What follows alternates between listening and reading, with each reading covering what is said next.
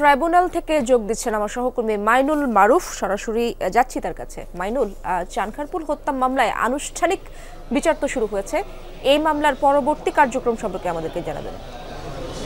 আজ কিন্তু কিছুক্ষণ আগে কিন্তু এই আনুষ্ঠানিক তদন্ত প্রতিবেদন কিন্তু ট্রাইব্যুনালে দাখিল করা হয়েছে। ট্রাইব্যুনালের রেজিস্ট্রার বরাবর কিন্তু এই তদন্ত প্রতিবেদন দাখিল করা হয় এবং পরবর্তীতে যে তদন্ত প্রতিবেদন ট্রাইব্যুনাল দাখিল করেছে এ নিয়ে শুনানি হবে এবং শুনানির পর কিন্তু যে আনুষ্ঠানিক অভিযোগ গঠন, সেই অভিযোগ কিন্তু গঠন হবে এবং তখন কিন্তু বলা যায় এখন থেকেই আনুষ্ঠানিক বিচার কার্যের প্রক্রিয়া কিন্তু শুরু হয়েছে এবং আনুষ্ঠানিক অভিযোগ যখন ট্রাইব্যুনাল থেকে গঠন করা হবে, এই চার্জ ট্রাইব্যুনাল গ্রহণ করবেন, তখন থেকে কিন্তু বিচার কাজ পুরোপুরিভাবে শুরু হবে। এবং আজ কিন্তু সকালে কিন্তু আমরা দেখেছি যে এই নিয়ে কিন্তু প্রসিকিউশন টিম ট্রাইব্যুনালে কিন্তু এই প্রতিবেদন দাখিল করেন। এছাড়া সকালে মোট 11 জনকে কিন্তু আজ ট্রাইব্যুনালে আনা হয়েছে। এর মধ্যে 4 জন চানখারপুল যে গণহত্যা হয়েছিল, চানখারপুলের 6 জনকে হত্যার ঘটনায় 4 আসামি রয়েছেন এবং বাকি 7 আসামি রয়েছেন সাভারে যেই আশুলিয়ায় লাশ পোড়ানোর ঘটনায় অভিযুক্ত 7 জন।